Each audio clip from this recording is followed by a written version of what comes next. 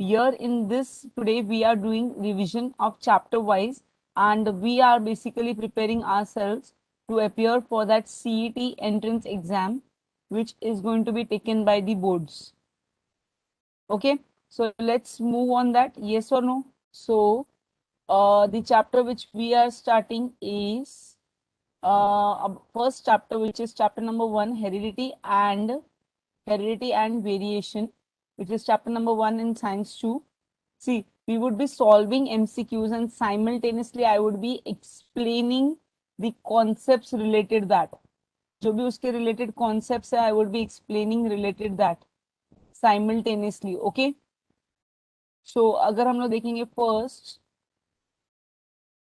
which one of the following is a mutational disease? When we say mutation, it is caused because of what? It is caused because of change in the DNA or change in the genetic material. So which one of the following is a mutational disease? I got answer from 2 people. I would want more people to answer in the chat box. I have only Swayam's answer and Dhruv's answer and they have written privately. That is very good. आप लोग ऐसे ही privately answer लिखिए मेरे लिए chat box में. My chat box is open and I am reading it. ध्रुव और स्वयं ने लिखा है.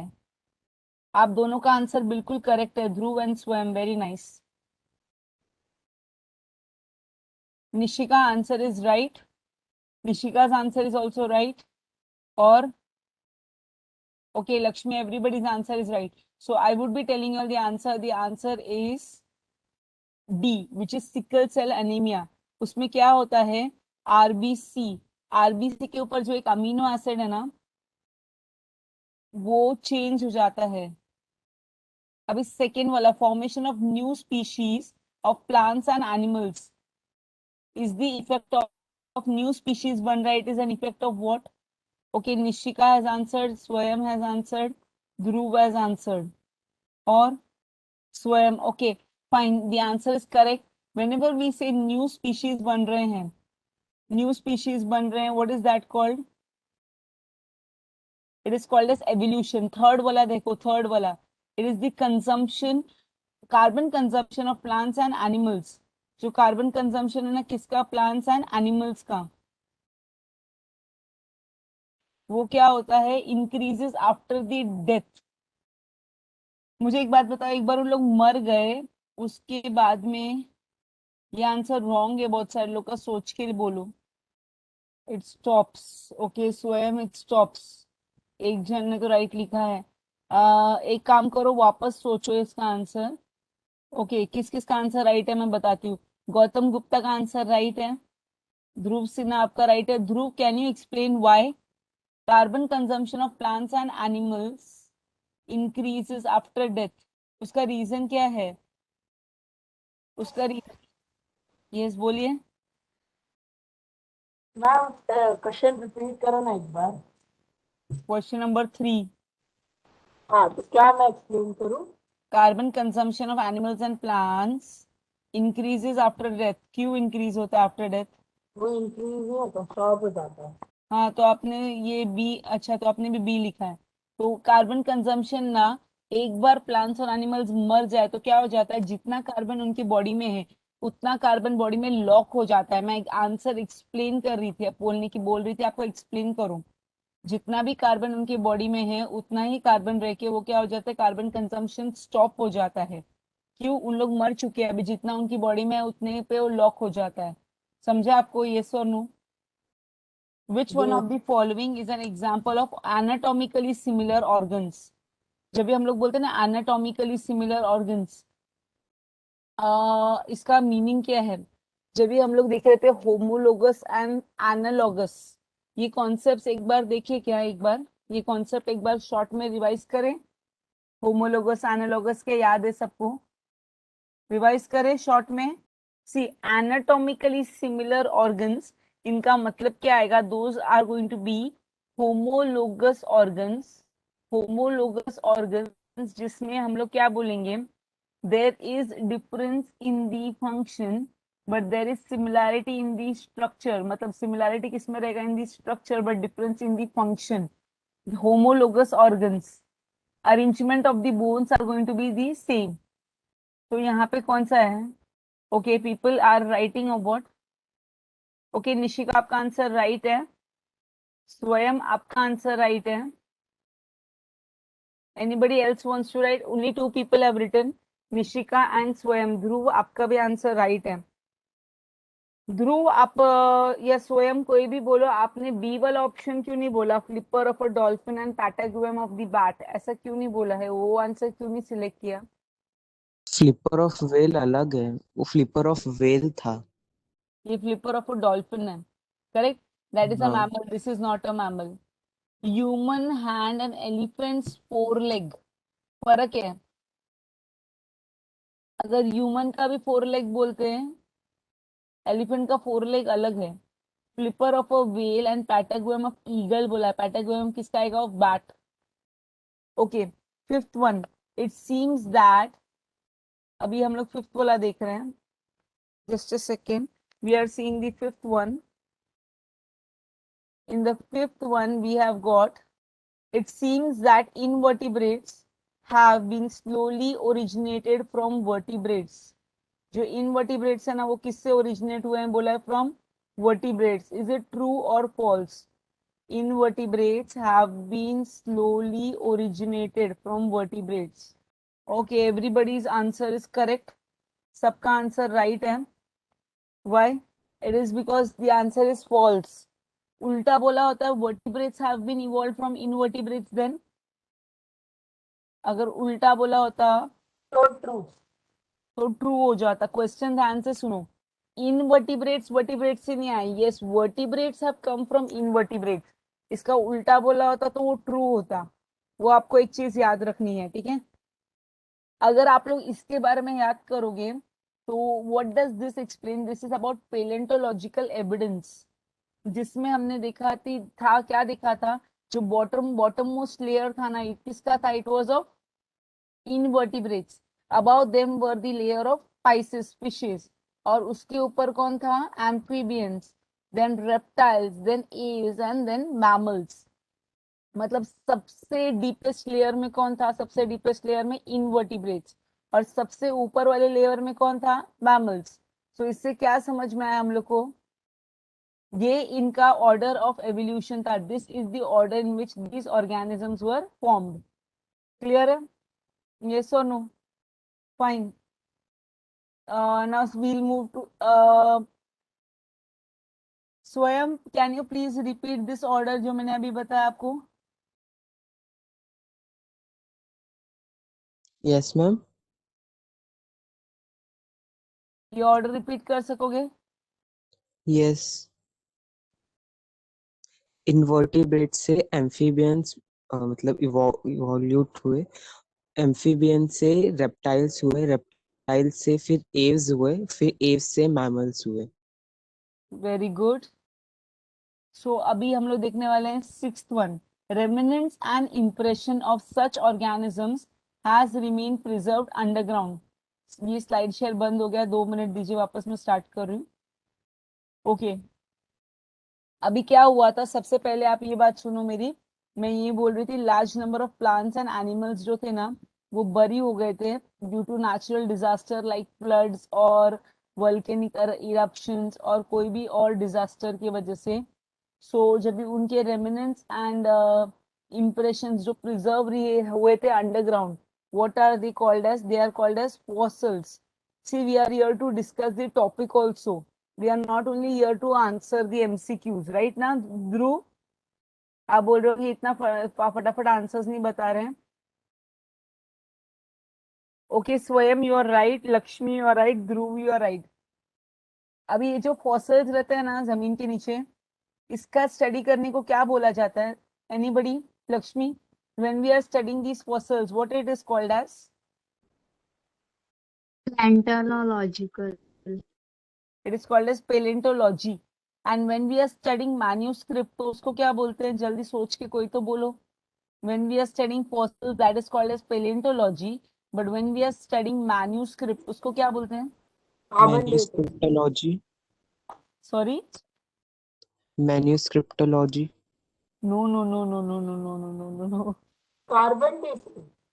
नहीं, oh God, उसको anthropology बोलते हैं. I'll write the spelling on the screen for y'all. Y'all can see it. I'm writing now. Wait. That is called as anthropology. ये word नहीं सुना आप लोग ने? जब भी हम लोग fossils को study करें तो that is called as paleontology. Answer का ही word है. It is a word of the answer. See, when we are studying fossils, it is called as paleontology. When we are studying manuscript, it is called as anthropology. एक minute है, ये not working, please. हाँ, अभी working. When we are studying fossils, it is called as paleontology. When we are studying fossils, it is called as paleontology. When we are studying manuscripts, it is called as anthropology. मैं anthropology का meaning लिख रही हूँ. Anthropology मतलब जैसे जमीन खोदा. For example हम लोग को ना कोई बुक मिली जिसमें ओल्ड ये संस्कृत वगैरह में लिखा हुआ है. That is called as anthropology. Anthropology. जब भी मैन्यूस्क्रिप्ट का स्टडी करेंगे that is called as anthropology. Okay, जब भी हम लोग को एज डिटरमाइन करनी है, when we have to determine the age of dead plants and animals. जब भी हम लोग एज डिटरमाइन करेंगे of dead plants and animals, what is that process called as? Carbon dating method. Very good Lakshmi. Lakshmi ने बोला ना? Yes, ma'am.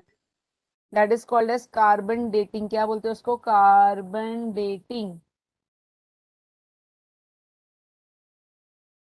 जिससे क्या मालूम पड़ता है कितने साल पहले ऑर्गेनिज्म मरा या कितने साल पहले ऑर्गेनिज्म जिंदा था. Let us move to the seventh one.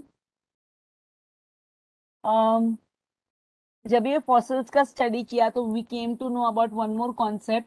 What is that concept? That concept is about connecting link. As पर सेल्यूलर ऑर्गेनाइजेशन, मैंने आपको जो क्वेश्चन पूछा, निशिका नायर आप माइक अनम्यूट करो. जब भी हम लोग ये फॉसिल्स पढ़ते हैं तो उससे हम लोग को एक और कॉन्सेप्ट पता चला था. वो कॉन्सेप्ट कौन सा था? कनेक्टिंग लिंक का कॉन्सेप्ट था. Nishika Nair, can you explain about this connecting link? कौन बताएगा कनेक्टिंग लिंक के बारे में? कनेक्टिंग लिंक के बारे में है जो morphological characters same morphological character show करते हैं उसे कनेक्टिंग लिंक्स बोलते हैं, जिसके साथ हम लोग टू डिफरेंट ग्रुप्स बना सकते हैं. very good. It is nothing but those organisms, they show similarities and they show connecting link between both these groups. Abhina, seventh one. As per cellular organization of the body, pick out the odd one out. Cellular organisation के हिसाब से seventh वाले का answer मुझे चाहिए. Cellular organisation के हिसाब से हम लोग बोलेंगे अमीबा, पैरामीशियम, पेरिपाटस, क्लोरेला. सब लोगों ने जो आंसर लिखा है, ध्रुव आप इसका आंसर का रीजन बोल सकते हो बेटा? मैम बाकी सब जर्म्स या बैक्टीरिया है पेरिपाटस को छोड़ के, वो एक काइंड ऑफ एनिमल टाइप है. ओके निशिका, आपने ए लिखा है, आप ए का रीजन बता सकते हो? Cellular organisation multicellular bodies में होता है, लेकिन अमेबा यूनिसेलुलर है. बेटा देखो, सेल्यूलर ऑर्गेनाइजेशन के हिसाब से Peripatus is the right answer which Dhruv has given. It is because बाकी सब कैसे हैं? यूनिसेल्यूलर है, पेरिपाटस इज मल्टी सेल्यूलर. समझा आपको? ध्रुव का आंसर राइट है. निशिका, आपने ए क्यों लिखा है बेटा? अमीबा यूनिसेल्यूलर है, पैरामीशियम भी यूनिसेल्यूलर है, क्लोरेला, क्लैम्डोमोनास ये प्लांट्स होते हैं, ये भी यूनिसेल्यूलर है. तो आंसर क्या आएगा? इसका answer would be B which is Peripatus. Clear है? Now eighth question. Evolution of the upright man continued in the direction of developing its. क्या डेवलप हुआ था उसका? ओके, राइट आंसर आपका ध्रुव. बाकी लोग भी जल्दी लिखो. लक्ष्मी, राइट है आपका आंसर. जब ये एवोल्यूशन हुआ था ना मैन का, तो upright man he was in the direction of developing his brain. And upright man क्या यूज कर पा रहा था? Upright man was using what? he was using his hands more for doing work. And वो कितने years ago था? yes anybody? ध्रुव, कितने years ago था? मैम याद नहीं है. yes, स्वयं, would you like to try? नहीं नहीं नहीं नहीं, 5 बिलियन ईयर्स अगो नहीं था। I am showing y'all. ये वाला आप याद रखो, ईयर्स भी पूछ सकते हैं, लेकिन ask you the years also. Evolution of upright man continued in the direction of developing it's brain, कितना लाख ईयर्स अगो है? थोड़ा आंसर बताओ, जल्दी बताओ अभी, क्या answer? 1 lakh years. Very good, 1 lakh years ago. अभी ये जो पॉइंट है ना, ये इंपॉर्टेंट है, इस करके मैंने बोला इसका ईयर भी याद रखो, 1 लाख ईयर्स अगो। आप कोई भी चैप्टर कर रहे हो तो एकदम उसको थरो करना है। Anything and everything can be asked in MCQ. Neanderthal man, Cro-Magnon man, ये कौन से ईयर में आया था, कितने साल पहले आया था, वो भी पूछ सकते हैं। 50,000 ईयर्स अगो, वो याद रखना है। क्लास वाइज मैन को क्या बोला जाता है? Homo sapien. And Neanderthal and Cro-Magnon man कितने साल पहले आया था? 50,000 ईयर्स अगो। कल्चरल डेवलपमेंट कभी हुआ? It took place 200 years ago. Sorry, cultural development कभी आया? 5,000 years ago. Art of writing जिसमें आया modern science 400 years ago. And industrial society 200 years ago. ये सब ईयर्स आपको याद रखने हैं। Okay, ninth one. Now Lamarckism when we had studied, उसको क्या बोलते हैं? लमार्किज्म में क्या होता है? It is also called as what? जो भी ऑर्गेनिज्म अपने अंदर, हम लोग बोलते हैं ना, यूज और disuse of organs, Lamarckism is also called as. Organism अपने लाइफ टाइम में जो मॉडिफिकेशंस करता है, वो मॉडिफिकेशंस को लमार्किज्म बोलते हैं। It is also called as acquired inheritance, याद है आपको? It is also called as theory of acquired inheritance. मैं लमार्किज्म शॉर्ट में दिखाती हूँ आपको। This was Lamarckism, which is also called as theory of inheritance of acquired characters। theory of inheritance of acquired characters, जिसमें क्या होता है? Use और डिसयूज ऑफ ऑर्गन्स बोला था हमने। सो इसमें क्या होता है? यूज या तो डिसयूज, इस करके इसको बोलते हैं एंसेस्ट्री ऑफ एक्वायर्ड कैरेक्टर्स। जो भी ऑर्गेनिज्म एक्वायर करता है ड्यूरिंग द लाइफ स्पैन। अभी जो यहाँ पे क्वेश्चन दिया है उसका आंसर कौन बताएगा, जल्दी बोलो। Question number 9. Lamarck proposed that the activities of the organism are responsible for their evolution। जो भी अपने अंदर चेंजेस करता है वो रिस्पॉन्सिबल है फॉर एवोल्यूशन। ओके ध्रुव, आपने अकेले ने आंसर लिखा है, स्वयं आपने भी लिखा है, वेरी गुड, ट्रू। और बाकी लोग क्यों नहीं लिख रहे? लक्ष्मी आपने भी लिखा है ट्रू, गौतम लिखा है, ठीक है, वेरी गुड, ट्रू लिखा है, सबने लिखा है, okay. Now 10th question. Dash are synthesised by DNA through RNA. अभी देखो, सबसे पहले अपने पास क्या होता है? डीएनए होता है, which is double stranded DNA. उससे क्या बनता है? उससे हमारे पास सिंगल स्ट्रैंडेड आरएनए बनता है। And that process is called as, कौन सा RNA? MRNA, by the process of transcription. So dash are synthesised by DNA through RNA. आप नहीं, मेरा कॉन्सेप्ट नहीं समझे, मुझे यहाँ पे बता देने दो प्लीज। वो आंसर नहीं है जो आप लोग ने लिखा है। Let me tell you answer क्या है। सेंट्रल डॉगमा दिखा रही हूँ मैं आपको। What is central dogma? Central dogma word का मीनिंग क्या है? When we say central dogma, it means that we have DNA over here which is double stranded. This is our double stranded DNA। उससे क्या होता है? mRNA बनता है, this is mRNA। this mRNA is formed by the process of transcription। ये mRNA जो बनता है, that process is called transcription। And बाद में ये एमआरएनए से आगे क्या बनता है? ये एमआरएनए से आगे बनता है प्रोटीन। ये एमआरएनए से आगे क्या बनता है? Protein, by the process called as translation. By the process called as translation. So this entire thing is called as central dogma, जिसमें ये सिंथेसाइज हो रहा है। कौन सिंथेसाइज हो रहा है?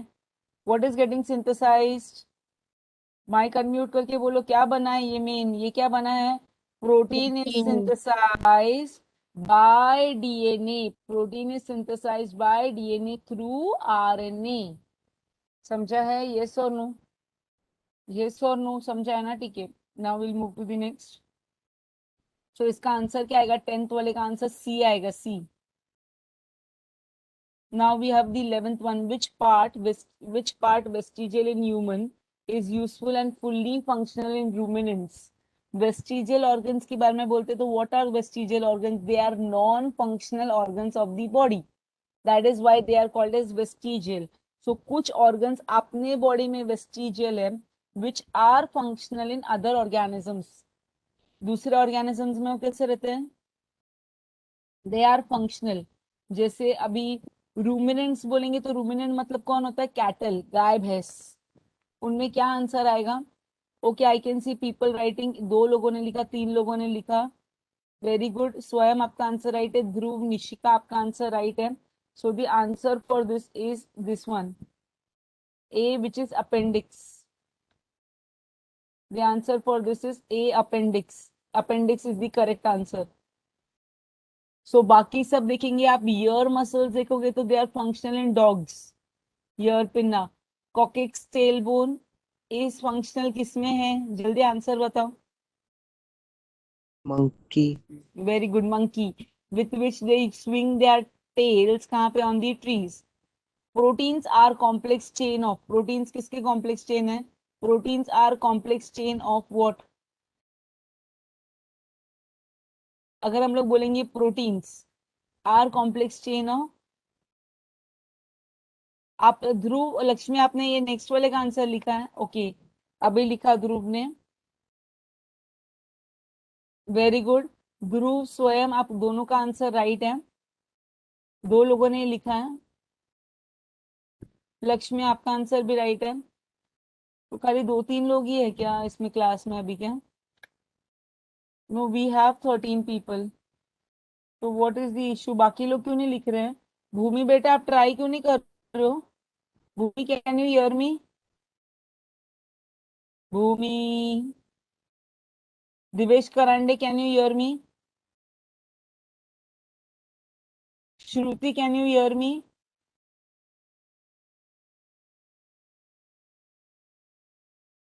वंदना, can you hear me? Vidhi Kolekar.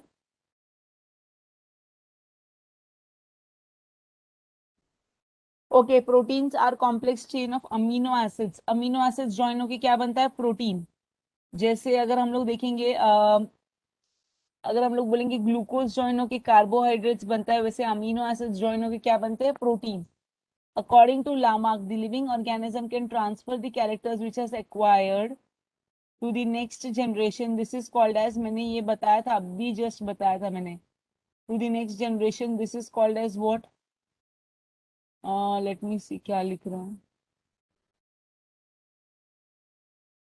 एक मिनट, स्क्रीन शेयर स्टॉप हो गया, रुको. निशिका, आपने बी आंसर लिखा है. गौतम, आपने डी लिखा है. सबका आंसर रॉन्ग है. स्वयं, अच्छा, निशिका आपका आंसर राइट है. सॉरी. जब ये हमने पढ़ा अभी दैट लिविंग ऑर्गेनिज्म ट्रांसफर कर रहा है characters which has it has acquired to the next generation. This is called as what? This is called as theory, and this theory is called as ancestry. किसका? Of acquired characters. क्या बोला जाता है इसको? Ancestry of acquired characters. Okay, we are seeing the next diagram. The diagram provides, किस चीज के बारे में एविडेंस है? जल्दी बताओ फटाफट.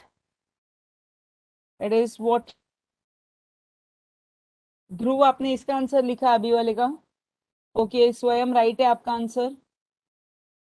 सबका आंसर राइट है. गणेश तिवारी का आंसर रॉन्ग है खाली. आंसर उसका बी है, एनाटॉमिकल एविडेंस है. Relating to different groups of animals, pick the odd one out. कौन सा ऑड वन है? अगर हम लोग देखेंगे डकबाइल, प्लेटिपस, पेरीपैटस और लंगफिश, ये सब कनेक्टिंग लिंक था. तो इसका आंसर क्या है? 15 का आंसर है C. Thank you Dhruv for writing like that. Swayam Maurya, आपका आंसर रॉन्ग है. आपने ए क्यों लिख दिया बेटा? अभी कनेक्टिंग लिंक में हम लोगों ने 3 ऑप्शन देखे थे. पहला कौन सा था? Duckbill, platypus, which showed connecting link between dash and dash. बोलो. It showed connecting link between reptiles and mammals. ये शेयर स्क्रीन बंद हो गया ना वापस? Yes. सो ये जो है ना, ये क्या दिखा रहा है, it is showing duck bile platypus है ना, it is showing connecting link between, it is showing connecting link between reptiles and mammals. जो लंग फिश है वो क्या बता रहा है, it is a fish but it is breathing through lungs, so it is a connecting link between fishes and amphibians, that amphibians have evolved from fishes. Peripatus जो था, it had characters of both annelida and arthropoda. किसके characters थे? Annelida and arthropoda. Plants and animals show some morphological characters by which they can be related to two different groups, hence they are called as connecting link. बहुत सारे लोगों का right answer क्या आएगा, उसका connecting link answer आएगा। अभी next वाला 17th one, with respect to anatomical, with respect to, we are going to see with respect to anatomical similarity, pick out the odd one out. 17 का 17 का बी वाला answer is right. Gautam Gupta wrong है आपका answer, catch foreleg नहीं है, tail of a bat, tail of a bat है। Anatomical similarity में हमने ये पढ़ा था, human hand, cats sorry foreleg of cattle, and फिर उसके बाद में flipper of the whale, and then हम लोग कैटल मतलब ऑक्स था, फिर उसके बाद में flipper of the whale and patagium of the bat देखा था, टेल किसी का भी नहीं देखा था हम लोग ने। 18, तो 17 का आंसर क्या आएगा, 17 का answer is going to be tail of a bat, it is going to be this one, tail of a bat. अभी 18th वाला दिखा रही हूँ मैं आपको, 18th वाला, research started in the direction of finding the nature of genetic material when it was proved that dash are carried via chromosomes. Chromosome से कौन कैरी होते हैं, ध्यान से सोच के लिखना, घाई नहीं है, गलत मत लिखना, ध्यान से सोच के बोलो। We are on question number 18, we are doing question number 18। Okay very good. Genes are carried via chromosomes, तो आंसर क्या आएगा, जीन्स रहेगा आंसर, जीन्स। 19th वाला, natural selection is not only the factor responsible, is not the only factor responsible for evolution. क्या बोलोगे 19th वाले के लिए? Yes, you are correct, स्वयं। The answer is true. The answer is true. The answer is true. Okay, next वाला अभी हम लोग देख रहे हैं। 20, living organisms can produce new individuals like themselves due to genes. 20 का A है ट्रू, वेरी नाइस। 20 का A है ट्रू। 21 का, the genes present in the form of dash, the genes present in the form of dash participate in the functioning of the cell and thereby control the structure and functioning of the body. Genes कहाँ पे present है, genes are present in DNA. The answer is going to be 21 का A, DNA है answer, DNA. Charles Darwin put forward दी theory, Charles Darwin ने कौन सा theory put forward किया था? Charles Darwin put forward the theory of 22 का ए, theory of natural selection. This is the answer, theory of natural selection. The answer is theory of natural selection. फिर उसके बाद में 23 का, नहीं नहीं, एक 23 वेरिएशन इन ऑर्गेनिज्म, जो भी वेरिएशन चेंजेस होते हैं ऑर्गेनिज्म में, indicate that animals have a common ancestor. 23 का एकदम सोच के बोलना पड़ेगा, 100% मिस्टेक होगा ये आपका। ध्रुव आप क्या बोलते हो, क्वेश्चन देखो, वेरिएशन इन ऑर्गेनिज्म, मतलब हम लोग बोलेंगे ना ऑर्गेनिजम्स अलग अलग है, मैं अलग दिखती हूँ, आप अलग दिखते हो, हम डॉग से अलग दिखते हैं, कैट से अलग दिखते हैं। Does that indicate that animals में have a common ancestor? Okay, answer is correct, everybody's answer is correct, false है। सिमिलैरिटीज इंडिकेट करते कि कॉमन एंसेस्टर है। when we have to say common ancestor, so who is going to indicate common ancestor? That is the similarities. You are listening, Nishika? Okay, 1901 पे, the reasons behind sudden changes were understood due to dash theory of Hugo de Vries. कौन सा theory था? That theory was mutational theory. Very good. Perfect answer by Swayam, Lakshmi, Nishika and Dhruv. Very nice. Legs of birds like swan and duck have become useful for swimming due to, because where they were staying, कहाँ पे रह रहे थे उन लोग? निशिका, लक्ष्मी, निशिका, लक्ष्मी, ध्रुव, बस 3 लोगों ने आंसर किया। गौतम, गौतम बेटा आप दो दो आंसर लिख नहीं सकते, एक ही आंसर बोलो। ओके, स्वयं आपका आंसर रॉन्ग है। स्वयं आपका आंसर रॉन्ग है। आप 25th वाले का बता रहे हो ना? लेग्स ऑफ बर्ड्स लाइक, जो स्विमिंग कर रहा है तो वो लैंड पे कैसे रहेगा? स्वयं आप सोचो और आंसर दोबारा लिखो। कहाँ पे रहते हैं duck and swan? Okay, they are living in water, तो आंसर क्या है उसका? C. Which one of the following is not a reptile? Which one of the following is not a reptile? बहुत इजी आंसर है। 26 का answer बोलो जल्दी। Very good, Peripatus is not a reptile. क्यों? Because it is Annelida and Arthropoda. Dinosaurs में reptiles भी थे, dinosaurs. So answer D, पेरिपाटस है। Very nice. आप लोग के पास इसका आंसर की है क्या ध्रुव? नहीं मैम, ये क्वेश्चन का पीडीएफ भी नहीं। आपके पास क्वेश्चंस का पीडीएफ है? नहीं। फर्स्ट टाइम देख रहे हो ना ये सब क्वेश्चंस? हाँ ma'am. Which one of the following is not a member of aves? Aves मतलब birds. Which one of the following is not a member of aves? So answer क्या बोलोगे 27 का?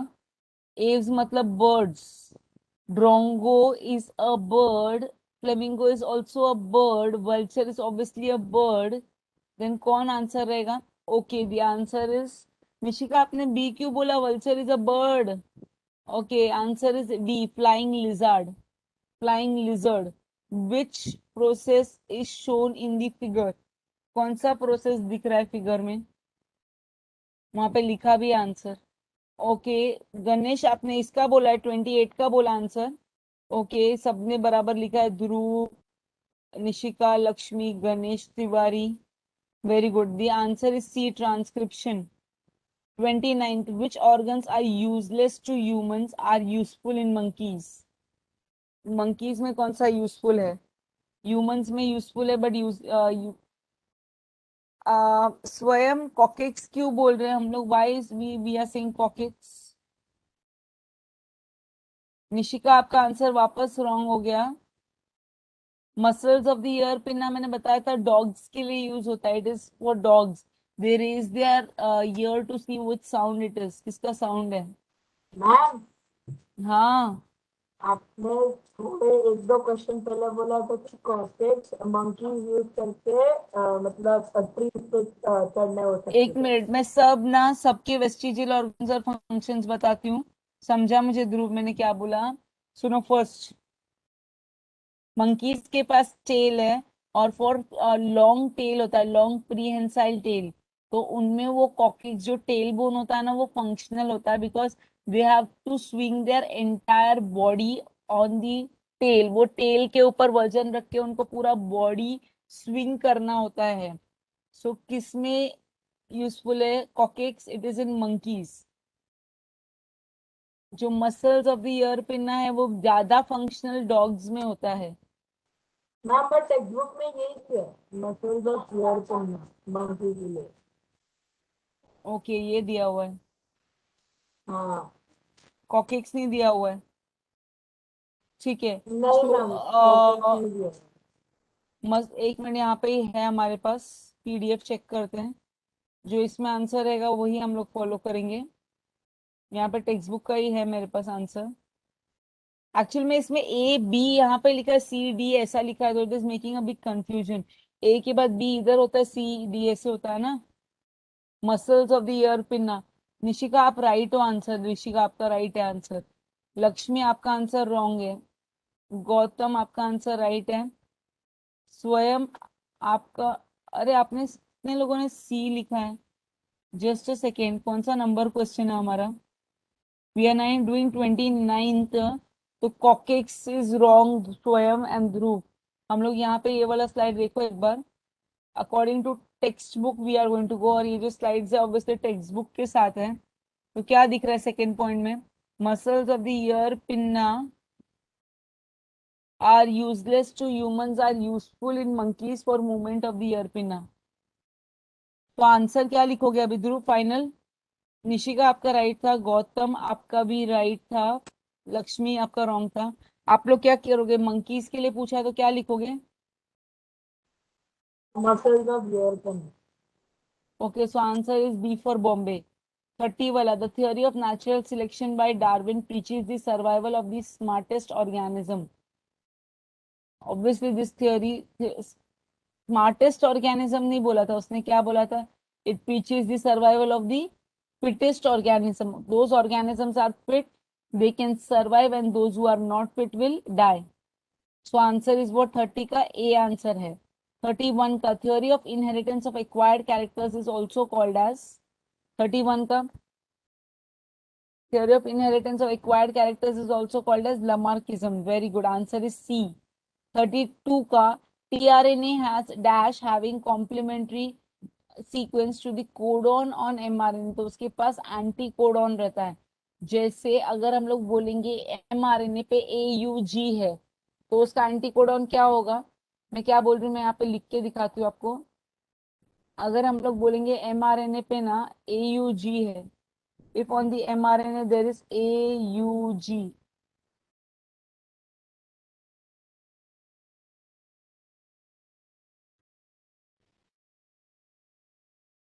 on the mRNA there is AUG,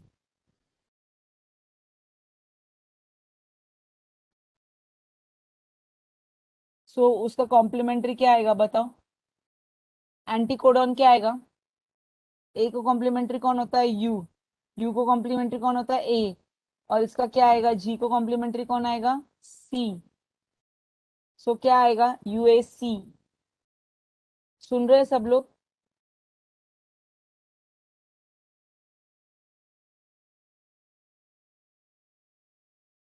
ये ना purines और pyrimidines है, हमने ये पढ़ा था। डीएनए में थाइमीन रहता है, it is replaced by uracil in case of RNA.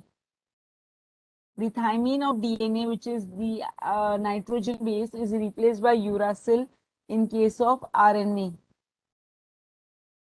33 ka, the neck of the giraffe has become too long due to,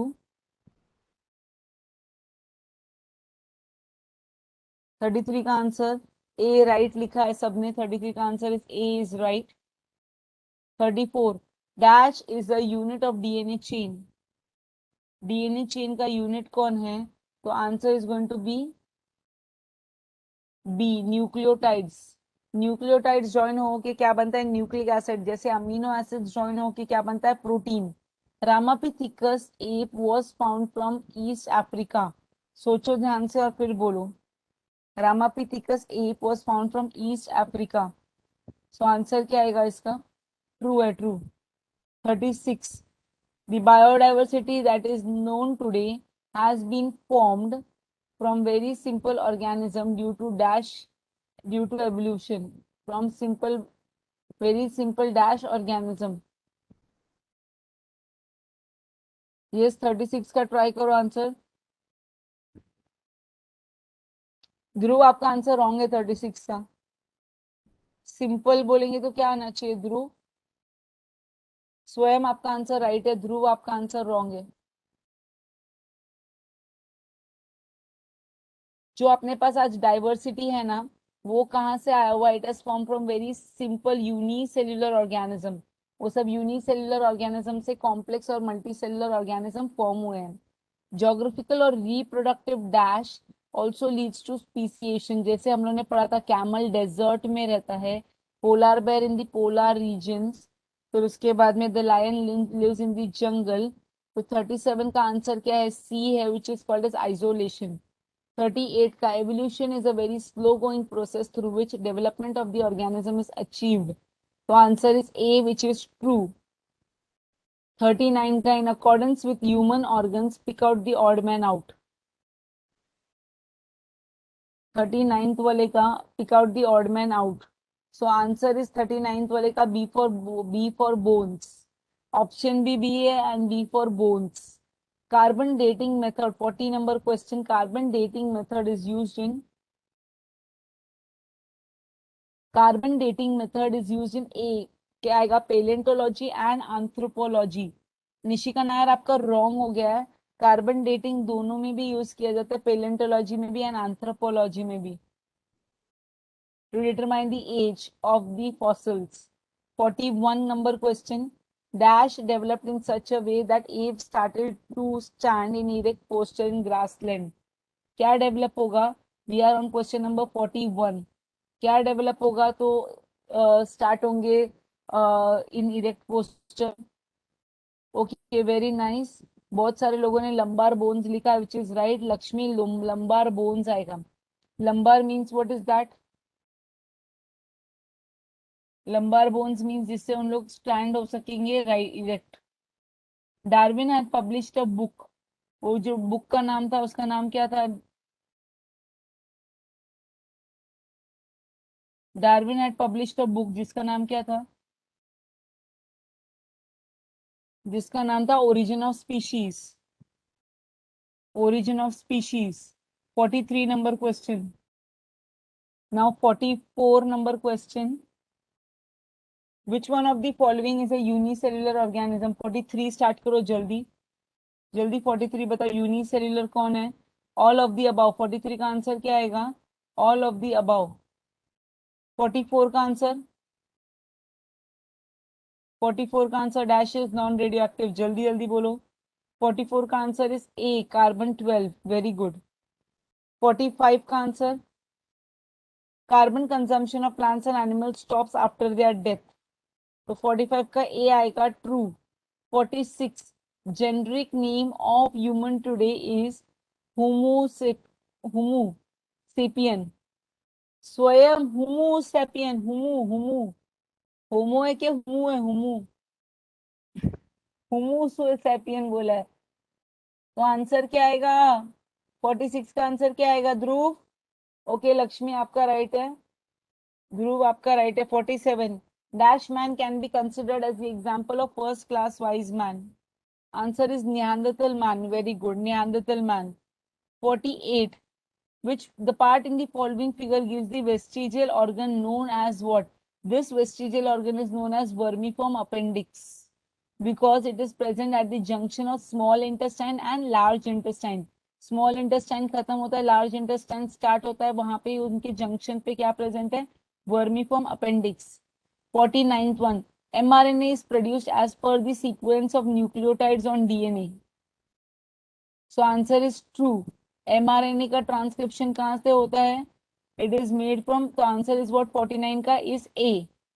Evolution. Last 50 question. Evolution. Evolution means it is.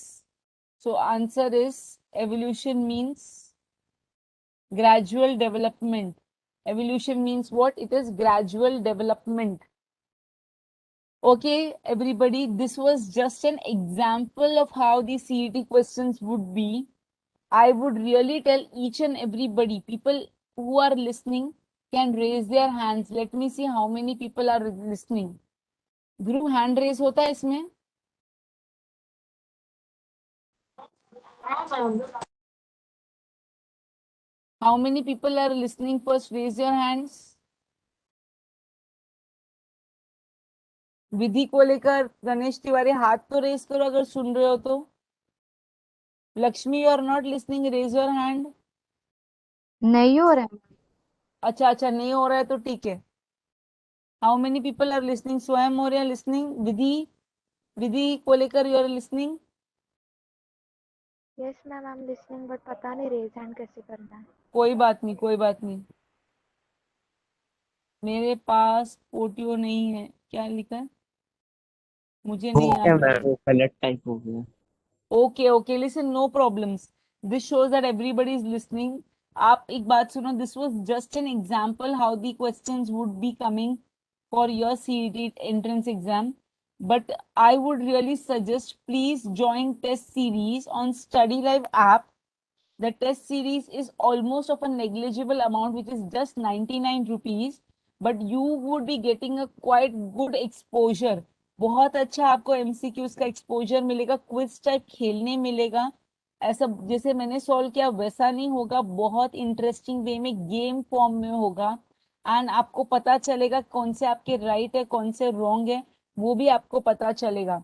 तो उसके लिए आपको करना क्या है? Simple. what you have to do is you have to go to Google and you have to type there. I'll show you what you have to type there. आप लोग को पता है सबको? Yes or no? ठीक है. You have to join there and for test and you can appear for test series with which you can come to know. आपको पता चलेगा आपको क्या स्कोर आ रहा है एंड कितना आपका थरो है वो आपको समझ में आ जाएगा. So you have to type www.studylive के वेबसाइट पे जाइए एंड वहां पे टेस्ट सीरीज के लिए प्लीज एनरोल करिए. And we will be meeting next time. You would be telling me how it was. Okay, everybody please join there and please enroll for all subject tests and appear करो. And उसमें आपको practice test only for 99 rupees है for all subjects. It is just nothing, a minimum amount which is taken. Present नहीं हो रहा है मतलब क्या है? गणेश तिवारी माइक अनम्यूट करो. ओके सब लोग को समझा? आपको वहां पे जाके वो रजिस्टर करना है टेस्ट सीरीज के लिए. गेम की तरह आपको मिलेंगे चेक, मतलब आपके कितने राइट है कितने रॉन्ग है वो पता चलेगा.